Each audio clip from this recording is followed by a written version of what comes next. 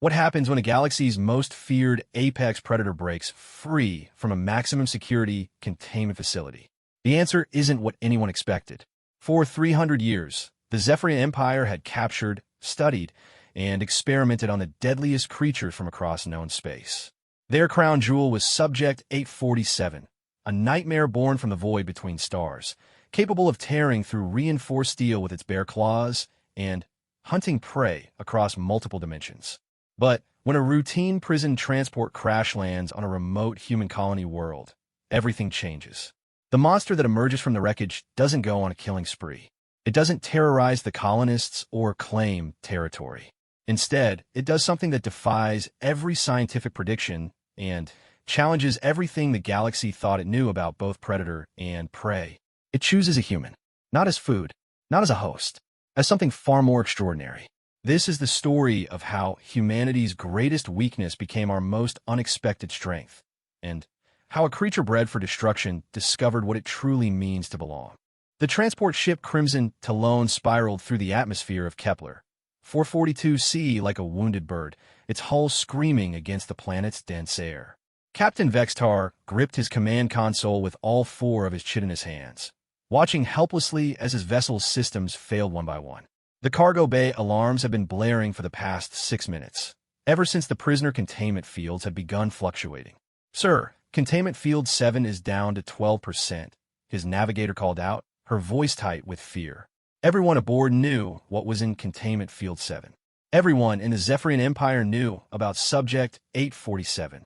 The creature had been captured on the dead world of Nihilus Prime after it had systematically hunted and killed an entire colonial expedition of 2,000 settlers. It stood nearly 3 meters tall when fully extended, with a body that seemed to shift between solid matter and something far more disturbing. Its hide was the color of deep space itself. Not black, but the absence of color entirely, and it moved with a fluid grace that made seasoned soldiers weep with terror. But it wasn't just its physical capabilities that made Subject 847 legendary. The creature possessed an intelligence that bordered on supernatural. It could learn languages within hours, solve complex puzzles that stumped Zephyrian scientists, and somehow always knew exactly what would cause the maximum psychological damage to its prey. The Empire's xenobiologists had spent 3 centuries studying it, trying to understand how evolution could produce something so perfectly designed to kill. Now, as the Crimson Talon plummeted toward the surface of a backwater human colony world, Captain Vextar realized that 300 years of containment was about to come to a very messy end. The ship hit the ground at a shallow angle, carving a furrow through the purple grasslands that surrounded New Haven Colony. The impact drove the vessel deep into the soft earth before it finally came to rest against a cluster of blue bark trees. Emergency lights flickered throughout the twisted wreckage, and somewhere in the cargo bay, the sound of rending metal echoed through the corridors. Dr. Sarah Chun had been tending her garden when the ship screamed overhead. As New Haven's only xenobiologist, she was accustomed to the occasional research vessel making unscheduled landings, but this was different. The craft had been broadcasting Imperial emergency codes, and the colonists' automated defense grid had been tracking its erratic descent for the better part of an hour.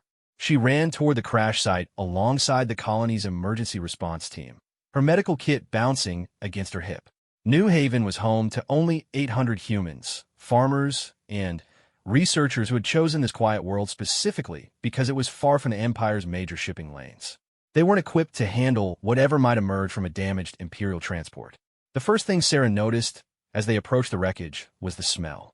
It wasn't the typical odor of burning electronics and twisted metal that usually accompanied spacecraft accidents. This was something else entirely, a scent that seemed to bypass her conscious mind and speak directly to some primitive part of her brain, whispering urgent warnings about predators and death. "Stay back," called Marcus Webb, New Haven security chief. He was a former colonial marine who had seen action on the frontier worlds, but even he seemed shaken by whatever he was detecting on his scanner. "I'm reading massive biosignatures from inside the cargo bay. Multiple species, all in containment. Or formerly in containment," Sarah thought grimly as she watched a section of the ship's hull peel away like flower petals. Through the gap, she could see the twisted remains of what had once been a sophisticated prison transport. Containment fields flickered weakly around dozens of empty cells, and the deck was littered with the bodies of Imperial guards. That was when she saw it. The creature emerged from the wreckage with liquid grace, unfolding itself from shadows that shouldn't have been deep enough to hide something of its size. Subject 847 stood in the dying light of Kepler. 442C's twin suns, and Sarah felt her breath catch in her throat. She had seen pictures of various galactic predators in her xenobiology texts, but nothing had prepared her for the reality of confronting something that seemed to exist in direct violation of natural law. Its form was difficult to focus on directly.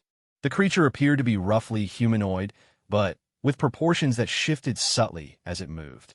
Its limbs were too long, its joints bent in ways that suggested additional articulation points, and its head was crowned with structures that might have been sensory organs or weapons or something else entirely.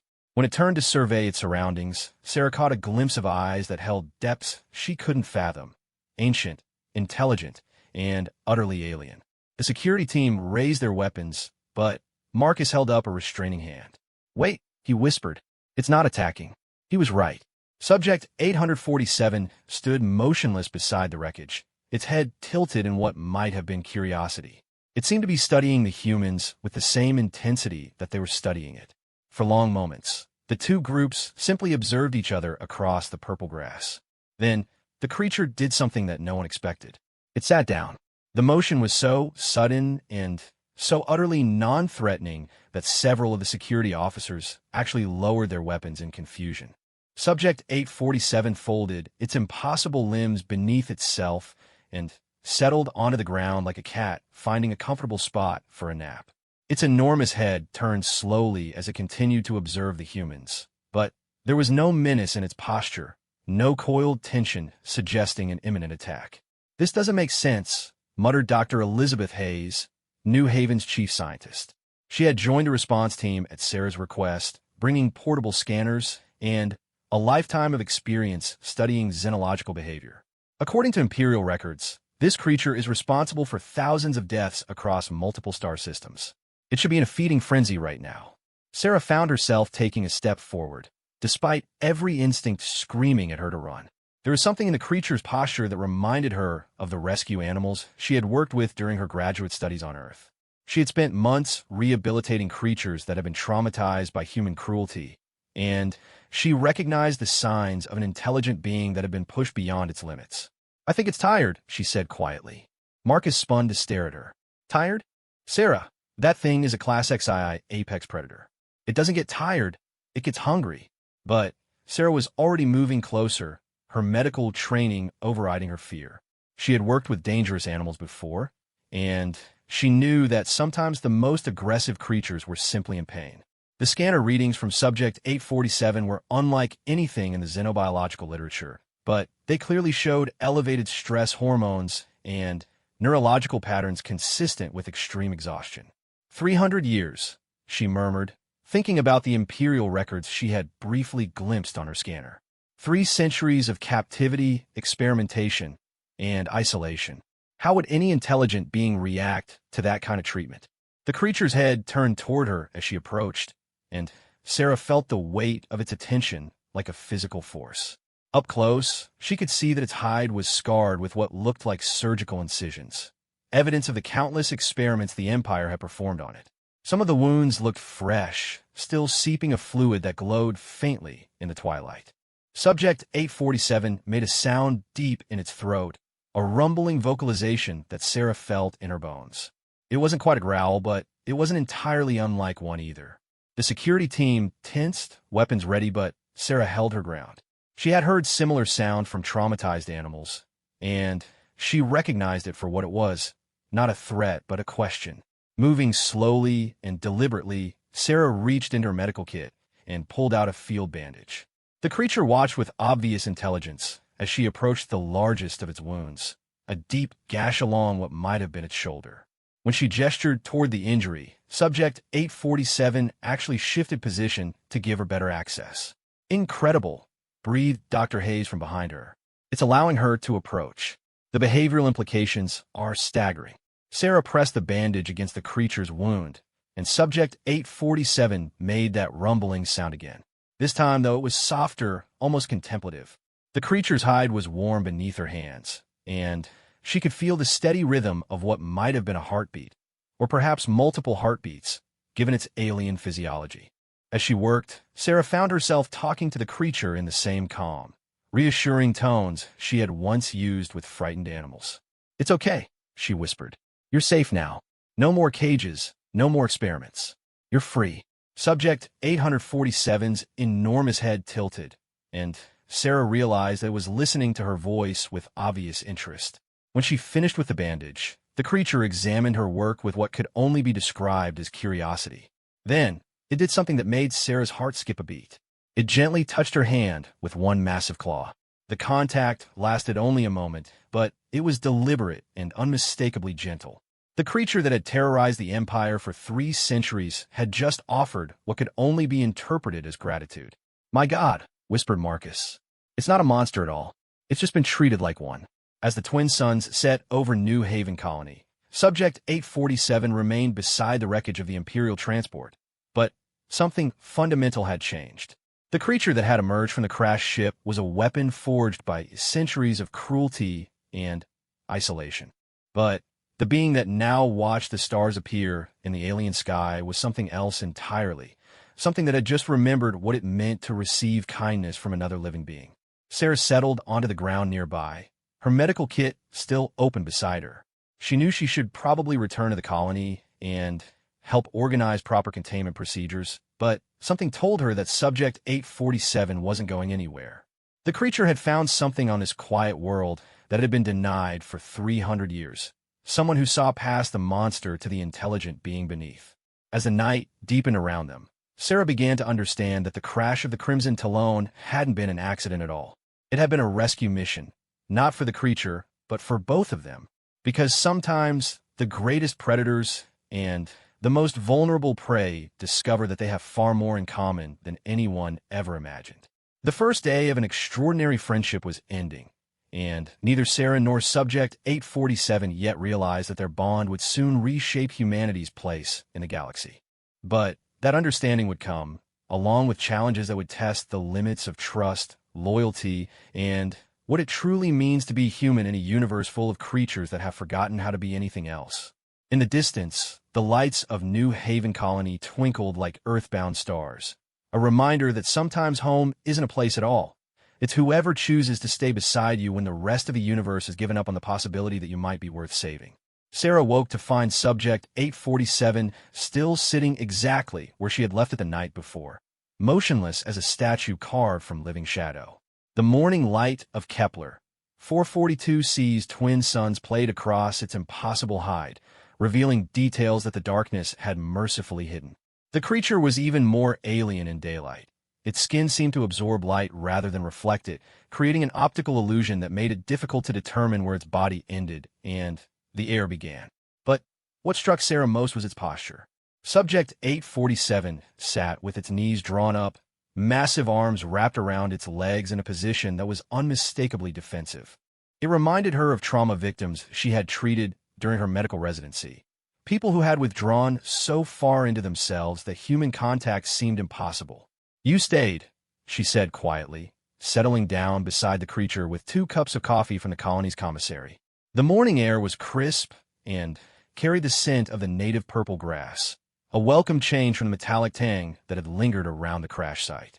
Subject 847's head turned toward her with that same fluid grace she had noticed the day before.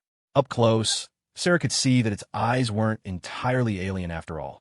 They held an intelligence that was undeniably familiar, though the depths behind them spoke of experiences that no human could fully comprehend.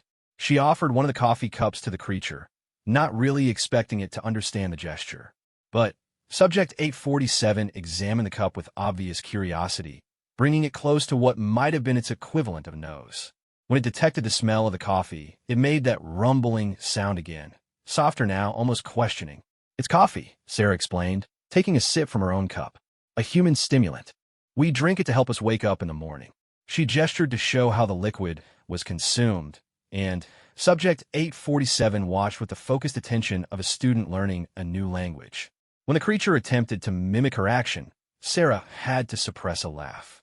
Subject 847's mouth wasn't designed for drinking from human containers, but it managed to lap at the coffee with what appeared to be a remarkably dexterous tongue. The taste seemed to surprise it, not unpleasantly, judging by the way it immediately returned for another sample. "Good?" Sarah asked, and was amazed when Subject 847 actually nodded. The gesture was brief and somewhat awkward, as if the creature wasn't entirely comfortable with human body language, but the intent was unmistakable. That was when Sarah realized that Subject 847 had been watching her far more carefully than she had initially understood. During the night, while she had slept fitfully against a fallen log, the creature had been studying her movements, her expressions, even her breathing patterns. It was learning to read human behavior with the same intensity that she was trying to understand its alien psychology. Dr. Hayes arrived shortly after sunrise, accompanied by Marcus and a small team of researchers from the colony. They maintained a respectful distance, but Sarah could see the scientific hunger in Hayes's eyes. The opportunity to study a living specimen of Subject 847 species was unprecedented. The Empire had never allowed civilian researchers access to their most dangerous prisoners. "The neural scans are fascinating," Hayes said, reviewing data from her portable scanners. "Its brain activity is unlike anything in the xenobiological database. The creature appears to have multiple consciousness centers, possibly indicating a form of parallel processing that allows it to monitor several trains of thought simultaneously." Sarah glanced at Subject 847, which was listening to Hayes's explanation with obvious interest. "Can it understand us?" "Almost certainly," Hayes replied. "Language acquisition appears to be hardwired into its neurology. I'm reading synaptic activity that suggests it's already beginning to map human speech patterns against observed behaviors. Give it a few more hours, and it might be able to communicate with us directly." The implications of that statement hung in the air like a challenge. For 3 centuries, the Empire had treated Subject 847 as a mindless killing machine, but the evidence suggested something far different. This wasn't a simple predator driven by instinct. It was a sophisticated intelligence that had been systematically dehumanized by its captors.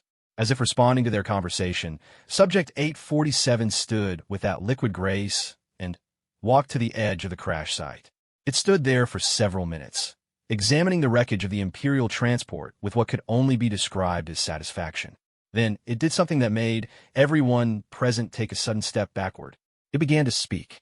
The words came slowly at first, each syllable carefully formed as Subject 847 tested the mechanics of human speech. Its voice was deep and resonant, with harmonic overtones that seemed to vibrate through the ground itself. But the language was unmistakably human, specifically the English dialect used by the New Haven colonists. "Free," it said, the word emerging like a prayer. "Free from cage. Free from needles. Free from watching." Sarah felt tears prick at her eyes as the full weight of the creature's imprisonment became clear.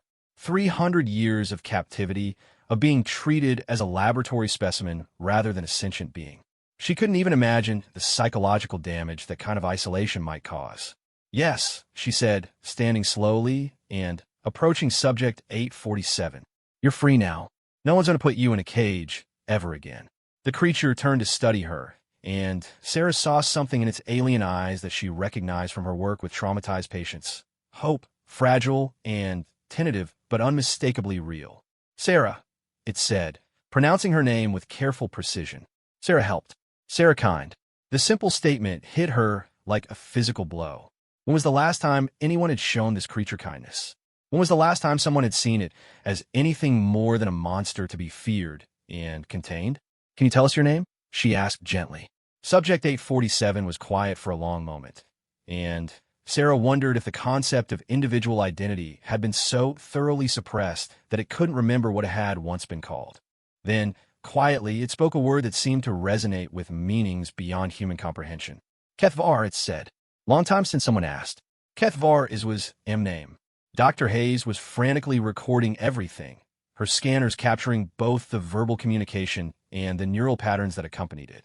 But Sarah barely noticed the scientific apparatus around them. She was focused entirely on the being in front of her.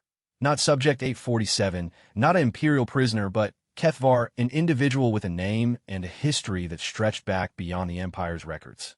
Kethvar, she repeated, and saw something like relief flicker across the creature's alien features. That's a beautiful name. Over the following hours, Kethvar began to open up in ways that astounded the researchers.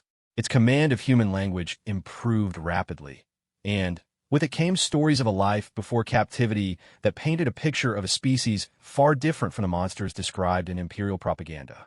Kethvar's people, it explained, had been nomads, traveling between the stars in great ships that serve as both home and sanctuary. They had been explorers, philosophers, and artists with a culture built around the concept of the eternal journey, the idea that growth and understanding came through constant movement and the embrace of new experiences. But they had also been incredibly dangerous when threatened. Evolution had gifted them with capabilities that made them nearly unstoppable predators, and their intelligence allowed them to adapt to virtually any environment or enemy. When the Zephyrian Empire had first encountered them, the meeting had not gone well. "We were curious," Kethvar explained, its voice growing darker as it accessed memories that had been buried for centuries. "Empire ships entered our territory, but did not respond to greeting protocols. We approached to offer assistance. They fired first. The war that followed had been brief, but devastating. Kethvar's people possessed technology and abilities that the Empire couldn't counter, but they had been a small, scattered population with no interest in conquest or territorial expansion. In the end, they had simply vanished into deep space, leaving behind only a handful of individuals who had been captured during the initial conflicts. Kethvar was the last of them. 300 years alone, it said, settling back into that defensive posture Sarah had noticed earlier. Watching others of my kind die in cages. Watching Empire scientists try to understand what we were, how we worked, never understanding that we were people, not weapons.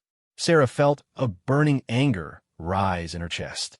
The Empire's treatment of sentient beings was notorious throughout the frontier colonies, but this level of systematic dehumanization was beyond anything she had imagined. To keep an intelligent being in isolation for 3 centuries, to treat it as a laboratory specimen rather than an individual with rights and dignity, it was a crime that demanded justice. But justice would have to wait.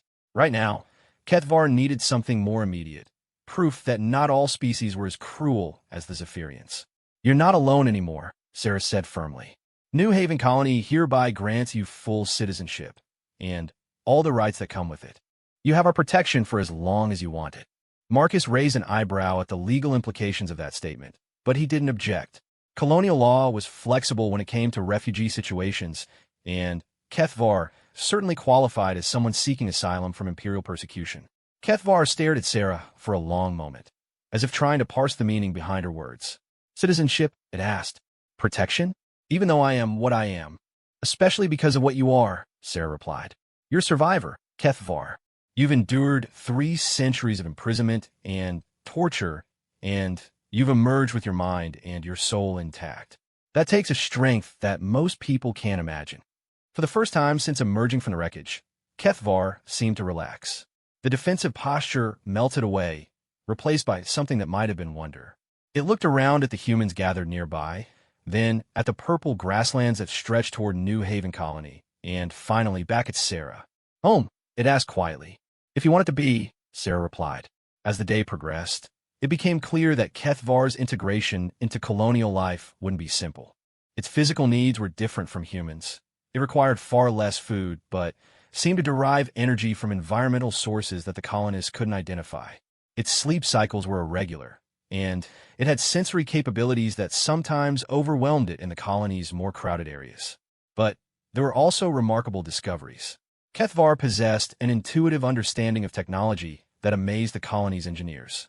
When shown a malfunctioning atmosphere processor, it was able to diagnose and repair the problem within minutes, working with a precision that suggested an almost supernatural mechanical aptitude. More importantly, it showed an incredible capacity for emotional connection. Despite centuries of abuse, Kethvar seemed genuinely interested in human culture and society. It asked endless questions about art, music, literature, and philosophy, absorbing information with the hunger of someone who had been starved for intellectual stimulation. As evening approached, Sarah found herself walking back toward the crash site with Kethvar. The creature moved beside her with that fluid grace, There was something different about its posture now. The defensive tension was gone, replaced by what could only be described as contentment. "Thank you," Kethvar said as they reached the wreckage of the Imperial transport, "for seeing person instead of monster. For offering home when I'd given up hope of ever belonging anywhere again." Sarah looked at her new friend, because that's what Kethvar was becoming, she realized, and felt a warmth spread through her chest that had nothing to do with the alien sun setting overhead.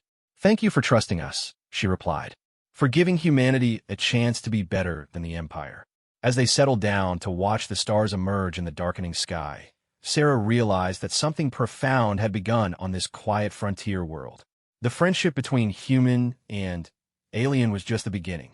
Kethvar represented something that the galaxy had thought lost forever. Proof that even in a universe full of cruelty and exploitation, compassion could still bridge any gap between species. But neither of them yet understood the full implications of what was growing between them. The bond they were forming would soon be tested in ways they couldn't imagine, and the strength of their friendship would ultimately determine not just their own fates, but the future of human-alien relations throughout the galaxy.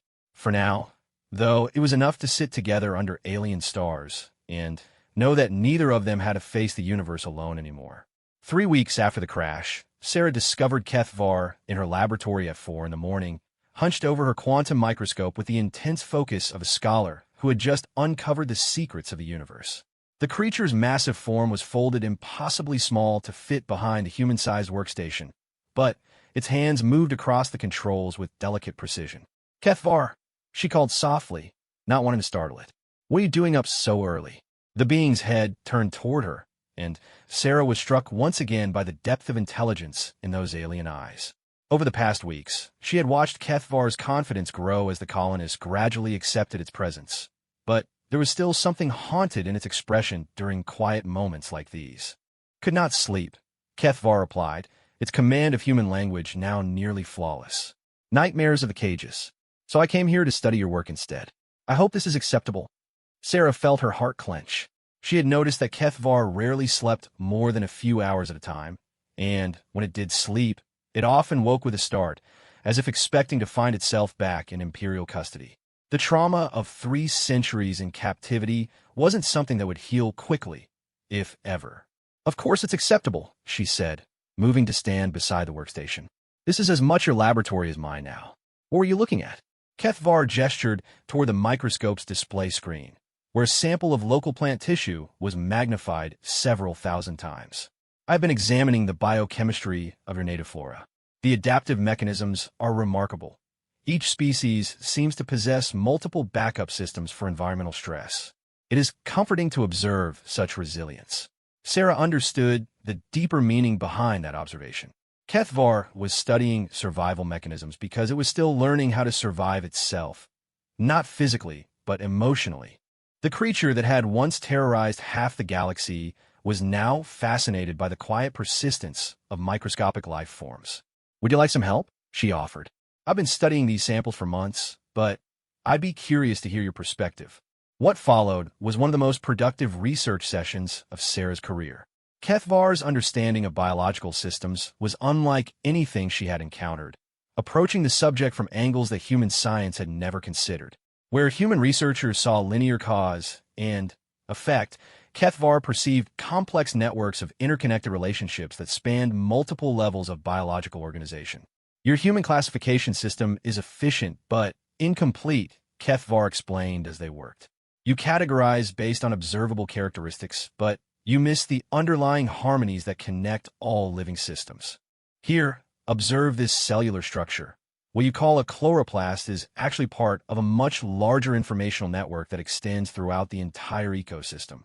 Sarah watched in amazement as Kethvar manipulated the microscope controls, revealing patterns in the plant tissue that she had never noticed before.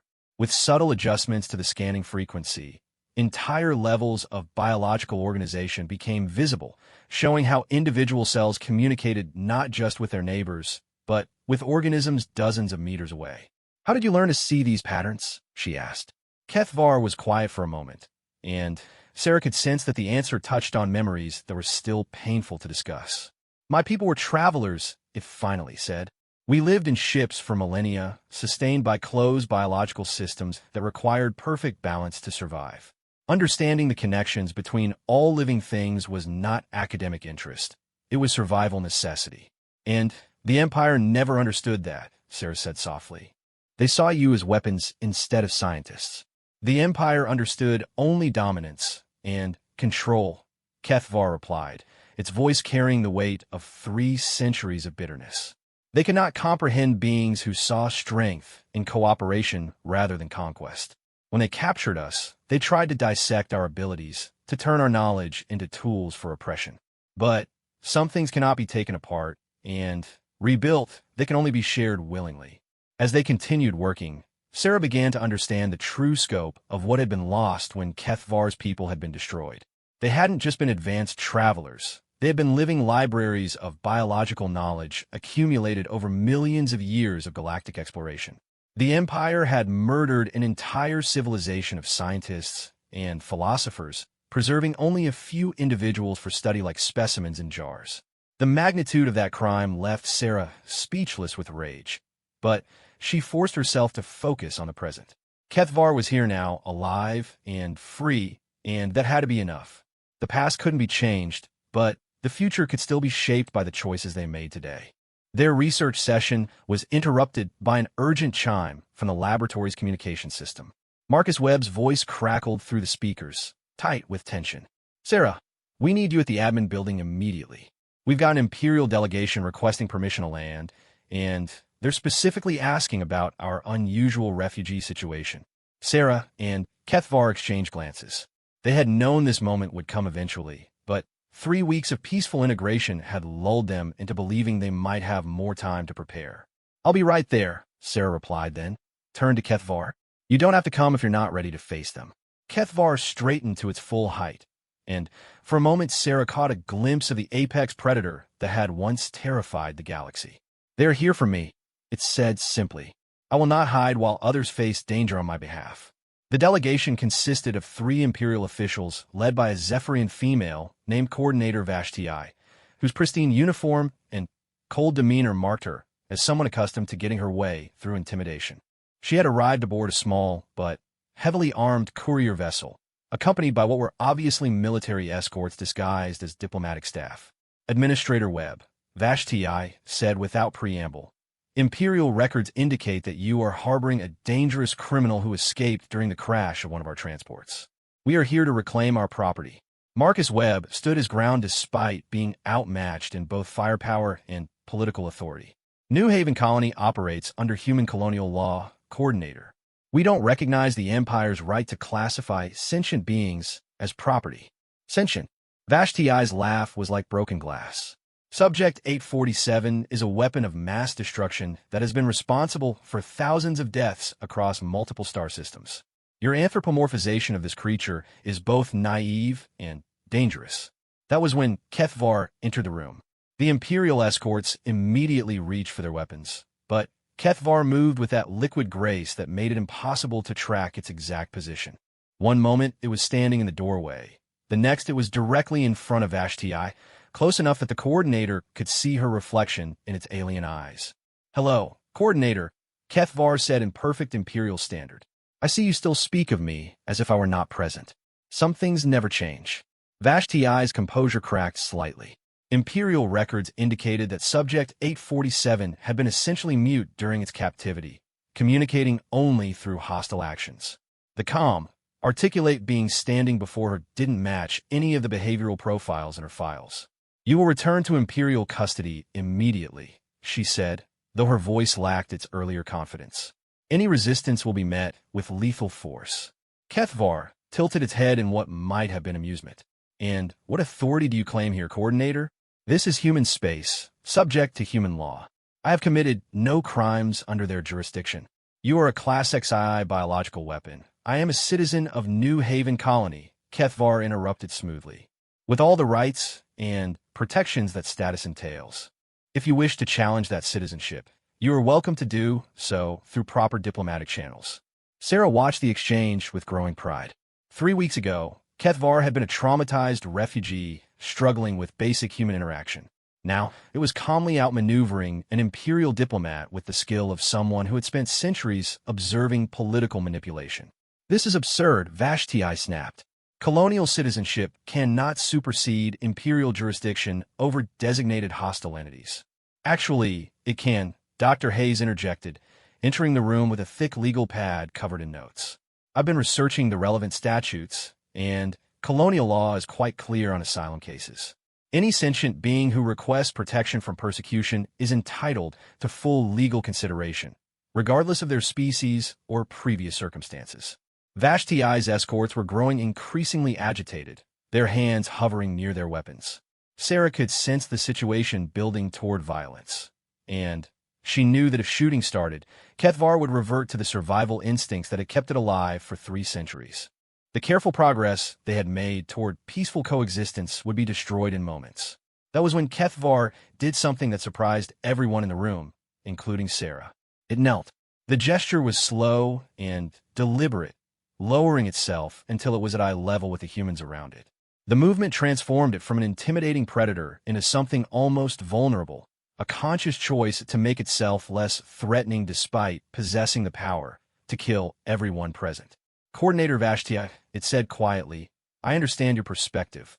For 3 centuries, you have known me only as a weapon, a thing to be contained and studied. But I'm asking you to see what these humans have seen, that beneath the monster you created lies a person who simply wants to live in peace. The room fell silent. Vashti stared at Kethvar with an expression that mixed confusion, fear, and something that might have been recognition. For just a moment, Sarah thought she saw a flicker of uncertainty in the coordinator's eyes, as if she was beginning to question everything she had been taught about the creature kneeling before her. Then, the moment passed, and Vashti's expression hardened back into bureaucratic resolve. This changes nothing, she said. You remain imperial property, and we will retrieve you by whatever means necessary. Kethvar rose smoothly to its feet, and when it spoke again, its voice carried undertones that made the windows vibrate. Then, you leave us no choice but to refuse your request. This colony is under human protection, and I'm under their law. If you wish to challenge that authority, you will need to do so officially, through proper diplomatic channels. The implied threat was clear to everyone in the room. If the Empire wanted to reclaim Kethvar by force, they would have to attack a human colony to do it. That would constitute an act of war against the human colonial alliance, something the Empire wasn't prepared to risk over a single prisoner, no matter how valuable. Vashti recognized a checkmate as clearly as anyone. This isn't over, she said, turning to leave. The Empire has a long memory, and Subject 847 will be reclaimed eventually. My name, Kethvar said softly, is Kethvar. Perhaps it's time you learned to use it. After the Imperial delegation departed, Sarah found Kethvar standing outside the colony's main gate, staring up at the stars where the Imperial courier ship had vanished into hyperspace. The creature's posture was tense, and she could sense the conflict raging within its alien psychology. They'll be back, it said without looking at her. With more ships, more weapons. I have brought danger to people who have shown me only kindness. Sarah moved to stand beside her friend, close enough to offer comfort, but not so close as to crowd it. We knew this might happen when we offered you citizenship. The decision was made with full knowledge of the risks. But why? Kethvar asked, turning to face her. Your people gain nothing from protecting me. You risk everything to shelter a being that the rest of the galaxy fears. It makes no logical sense. Sarah smiled, thinking of all the ways humanity had confounded alien expectations over the centuries. Maybe that's what makes us human, she said. We don't always make logical decisions. Sometimes we just do what's right, regardless of the cost. Kethvar stared at her for a long moment, and Sarah could see it processing this concept with the same intensity it brought to its biological research. Finally, slowly, it extended one massive hand toward her.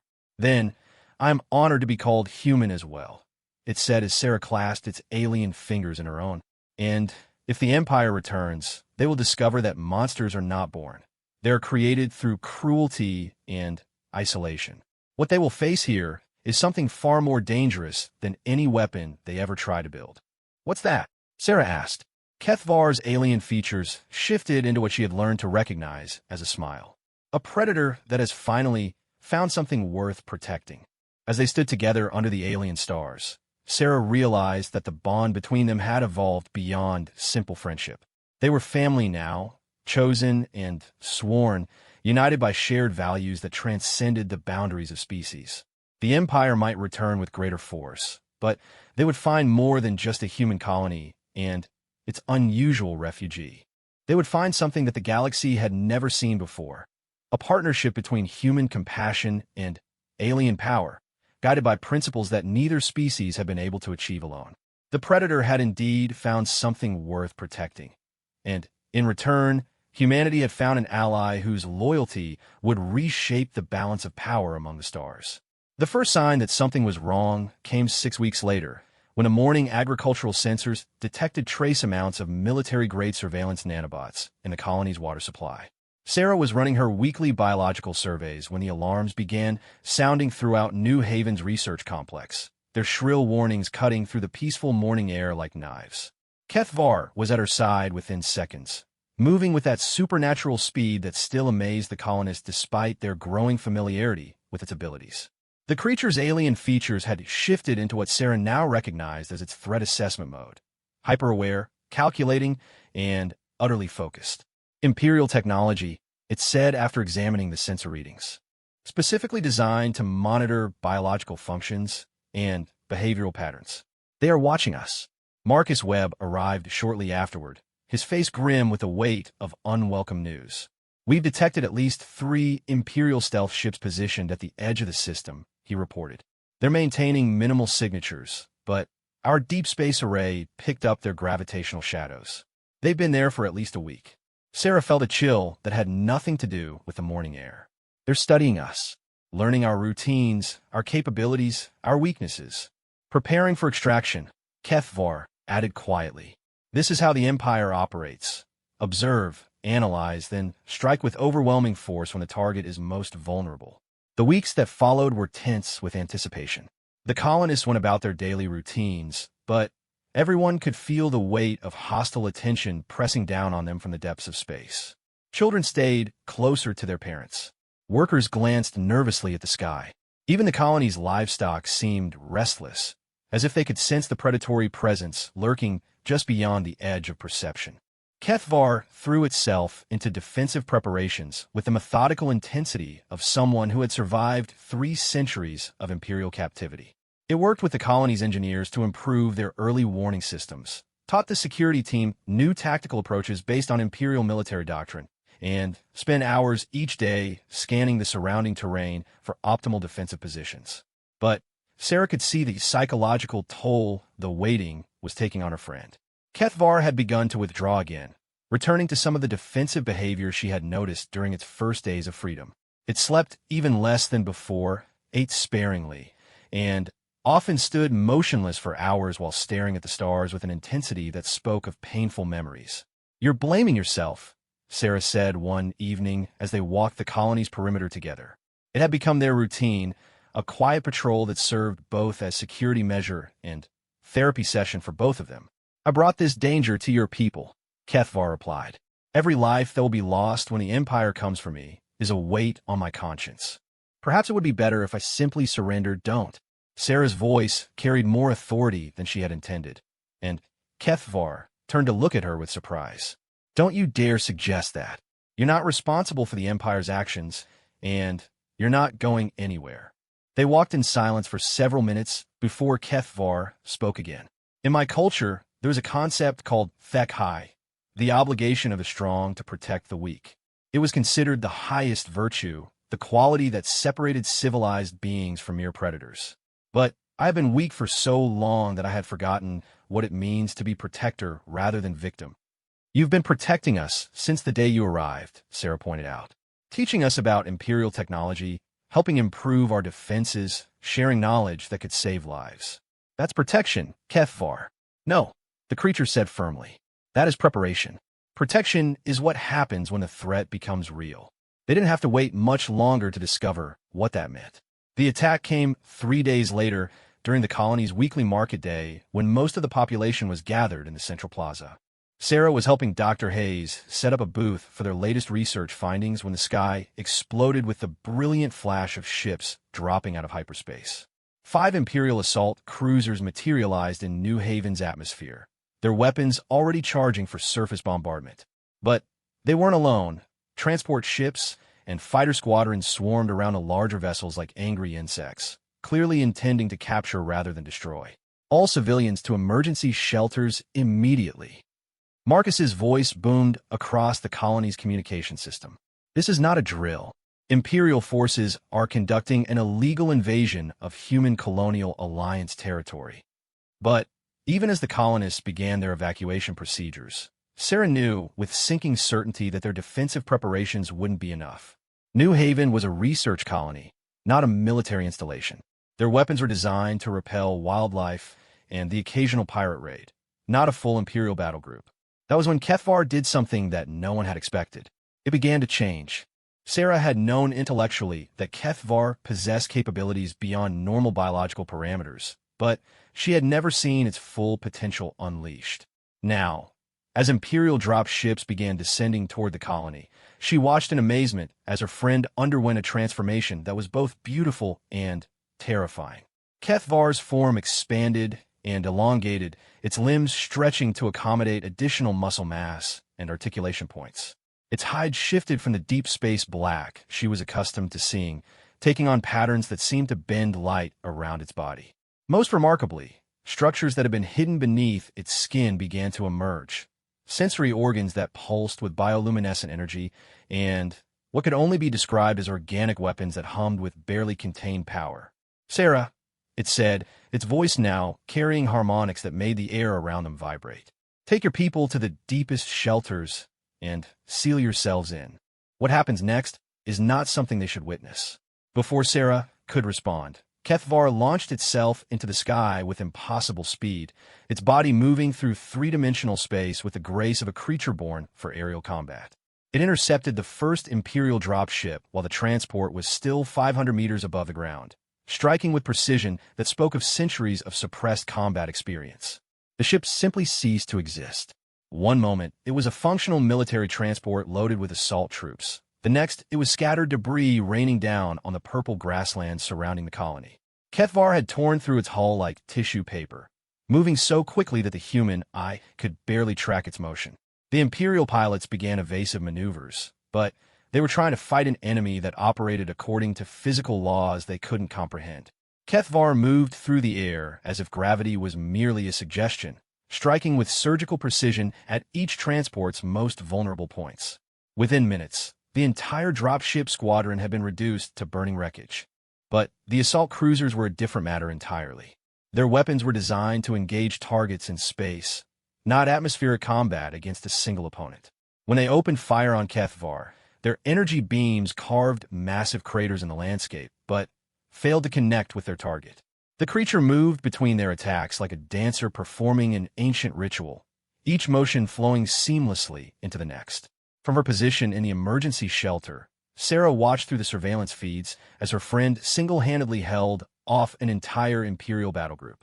It was a display of individual power that defied everything she thought she knew about physics and biology, but more than that, it was a demonstration of HFY, the obligation of the strong to protect the weak. Kethvar wasn't just fighting Imperial ships. It was defending a way of life, a community that had shown it what it meant to belong somewhere. Every strike it made was calculated not just for maximum military effect, but to minimize damage to the colony below. This wasn't the mindless rage of a cornered predator. It was the focused fury of a protector defending its family. The battle turned when Kethvar reached the command cruiser. Instead of attacking the ship directly, it did something that no Imperial tactician had ever prepared for. It phased through the hull as if the metal wasn't there. Sarah watched in amazement as internal explosions began ripping through the massive vessel, each detonation carefully placed to disable rather than destroy. Kethvar was inside the ship, systematically dismantling its command and control systems while leaving the life support intact. The creature that the Empire had classified as a mindless weapon was demonstrating a level of tactical sophistication that turned their own propaganda against them. Within an hour, the entire Imperial force was either destroyed or disabled. The surviving ships hung motionless in New Haven's sky, their crews trapped aboard vessels that no longer responded to their commands. It was a victory so complete that it bordered on the impossible.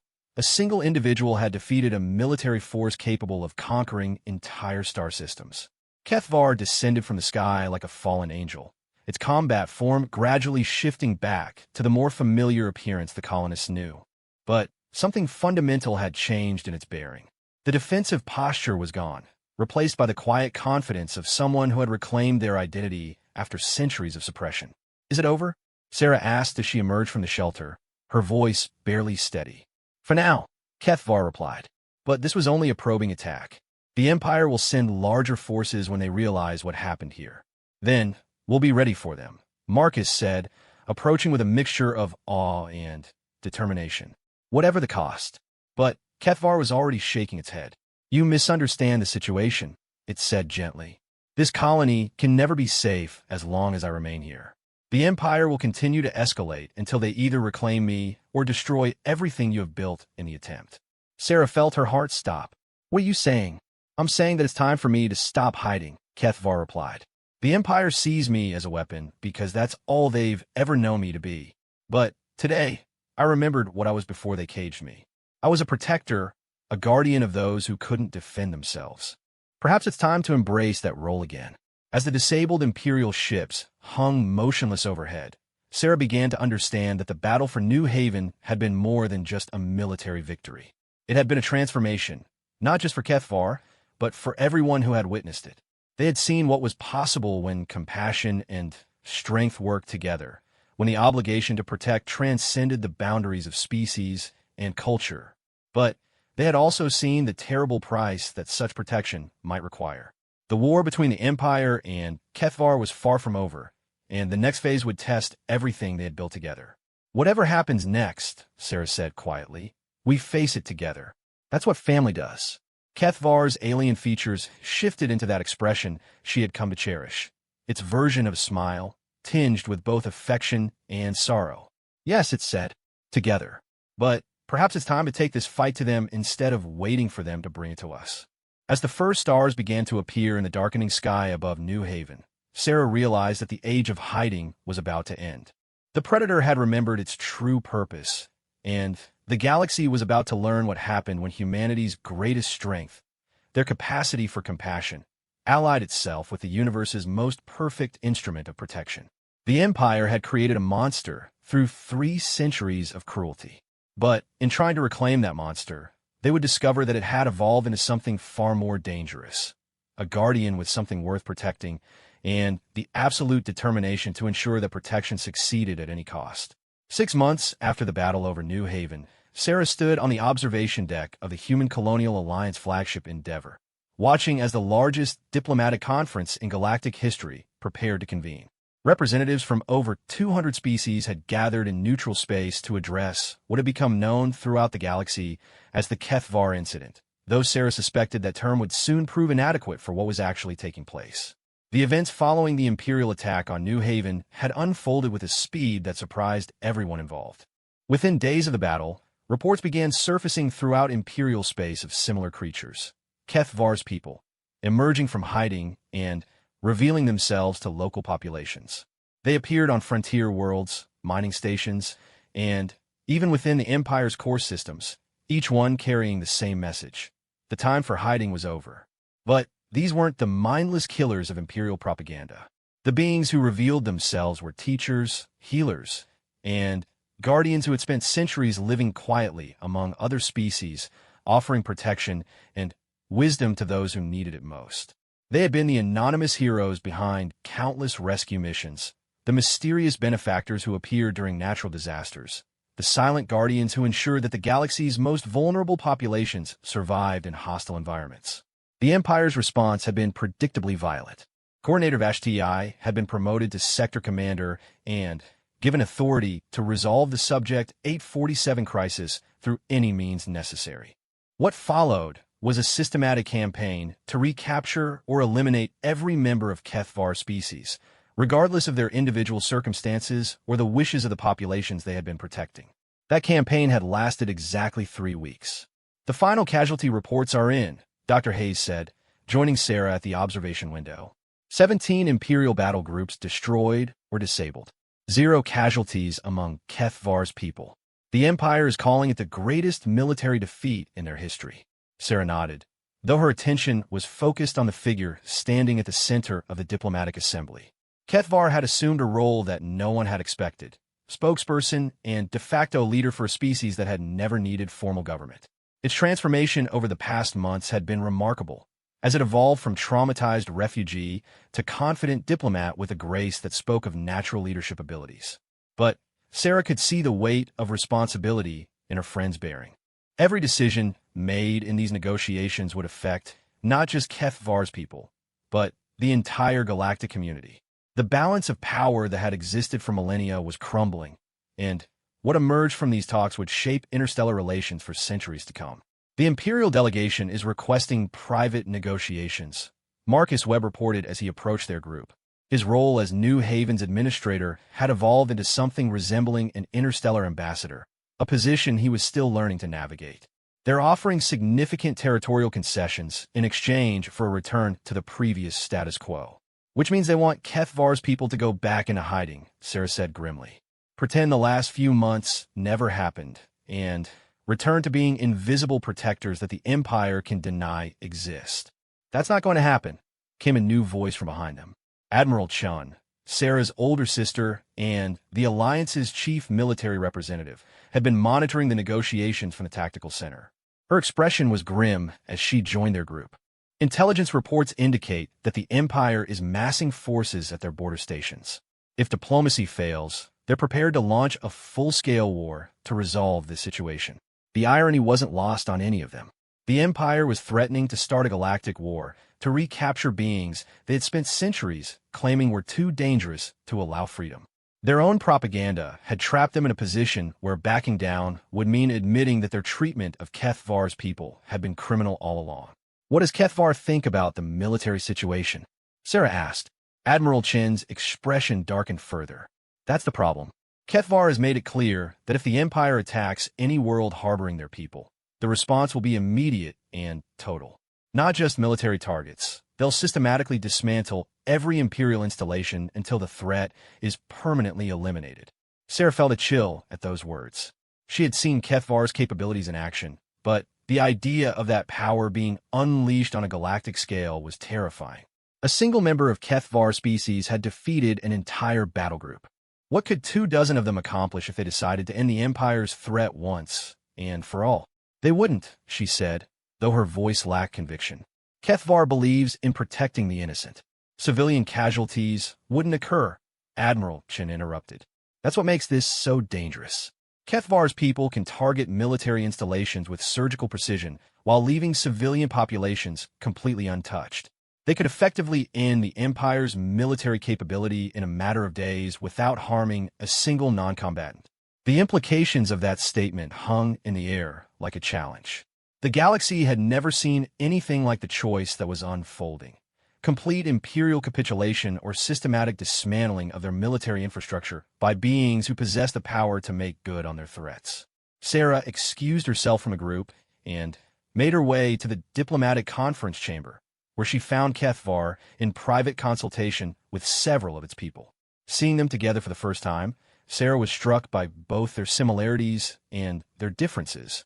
Each possessed the same flowing grace and barely contained power that she had come to associate with Kethvar, but their individual personalities were as distinct as any group of humans. There was Veltar, whose expertise in biological systems had already revolutionized medical treatment on a dozen worlds. Zekmin, whose understanding of engineering principles had solved infrastructure problems that had plagued entire star systems for generations. And Nethare, whose gifts as a teacher had sparked intellectual renaissances wherever she chose to reveal herself. Sarah, Kethvar said, breaking from the discussion to approach her. I was hoping you would join us. Your perspective has become invaluable in these negotiations. My perspective is what? Sarah asked. A xenobiologist? A colonial administrator? As the human who taught me that strength without compassion is merely cruelty, Kethvar replied, and that the greatest courage sometimes lies in choosing to trust rather than to destroy. The weight of that statement settled over Sarah as she realized what was really being asked of her. These negotiations weren't just about the political future of Kethvar's people. They were about the fundamental question of how power should be used in a galaxy where the strong typically dominated the weak. "What are you thinking?" she asked. Kethvar gestured toward the main conference chamber, where representatives from hundreds of species were debating the future of galactic civilization. The Empire's position is clear: return to hiding or face total war. But there's another option, one that addresses the root cause of this conflict rather than merely its symptoms, which is complete reformation of the imperial system. Veltar interjected. Not just political changes, but a fundamental restructuring of their society's relationship with power. The Empire's treatment of our people was not an aberration. It was the logical result of a culture built on domination and exploitation. Sarah stared at the assembled beings, beginning to understand the scope of what they were proposing. "You're talking about remaking galactic civilization. We're talking about giving it the chance to remake itself," Kethvar corrected. "The Empire will have a choice: evolve beyond their current model of governance, or face the consequences of continuing to threaten species that have placed themselves under our protection. And if they choose war..." Kethvar's alien features shifted into an expression that Sarah had never seen before. Not anger, not determination, but something that might have been described as profound sadness tinged with absolute resolve. "Then we will end their capacity to harm others quickly and permanently. But we will also ensure that something better takes its place." Before Sarah could respond, alarms began sounding throughout the diplomatic vessel. Admiral Chen's voice echoed through the ship's communication system, tight with urgency. "All stations, code red. Imperial forces are moving on the Kepler 442 system. Estimated time to New Haven, 4 hours." The conference chamber erupted into chaos as representatives scrambled to contact their respective governments and fleets. But Kethvar and its people remained perfectly calm, as if they had been expecting this development. "They're forcing the choice," Nethra observed quietly. "Rather than face the humiliation of negotiating with beings they consider property, they're attempting to resolve this through superior firepower." "How many ships?" Kethvar asked, though its tone suggested the answer was irrelevant. 300 capital ships," Admiral Chen reported as she entered the chamber. "The largest Imperial fleet ever assembled. They're calling it the Final Solution Fleet." Sarah felt her blood turn to ice. 300 ships represented more firepower than some species possessed in their entire military. Even if the Human Colonial Alliance committed every vessel they had, the odds would be hopeless. But Kethvar simply nodded, as if confirming a calculation it had made long ago. "Then, it ends today," it said quietly. "One way or another." "Wait," Sarah said, grabbing Kethvar's arm as it prepared to leave the chamber. "There has to be another way. Some kind of compromise that doesn't involve destroying the Empire." Kethvar turned to face her, and Sarah saw centuries of pain and wisdom in its alien eyes. "My dear friend," it said gently, "what the Empire is about to learn is the same lesson you taught me on that first day after the crash. There are some choices that define who you are, regardless of the consequences." "What choice?" "Whether to protect those who cannot protect themselves, even when doing so requires terrible sacrifice." Kethvar paused, seeming to gather itself for what came next. "The Empire has chosen to threaten the innocent people of New Haven rather than acknowledge our right to exist. In doing so, they have forced us to choose between their continued existence and the safety of those we have sworn to protect."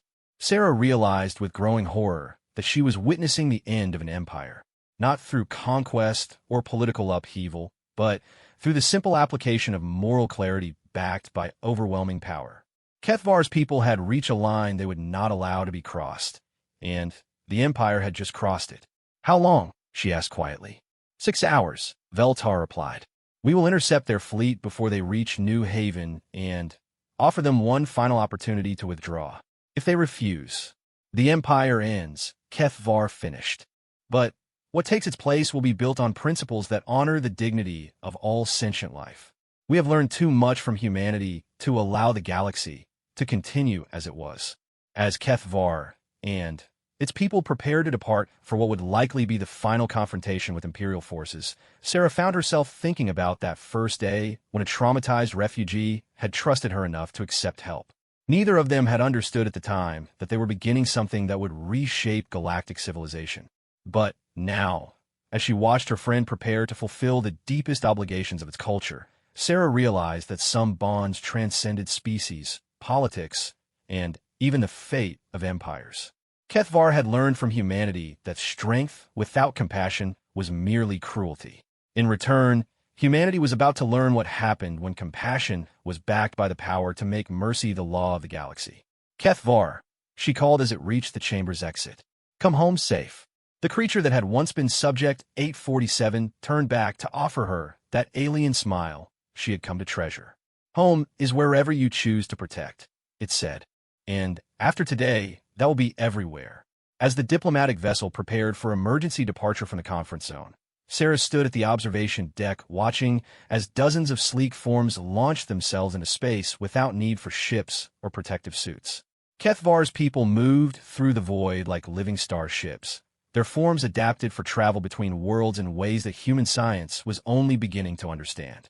They were guardians heading to fulfill the oldest promise in the galaxy, that the strong would protect the weak, that cruelty would not be allowed to triumph over compassion, and that sometimes the greatest act of mercy was the complete elimination of those who would prey upon the innocent. The Empire had spent 3 centuries trying to turn Kethvar's people into weapons. Today, they would discover that weapons could think for themselves, choose their own targets, and decide that some things were worth fighting for regardless of the cost. But they would also discover that when weapons chose to become guardians instead, the galaxy itself could be transformed by the force of their conviction. The Predator had broken free, but instead of becoming humanity's destroyer, it had chosen to become civilization's protector. And in that choice, the future of every species in the galaxy had been forever changed.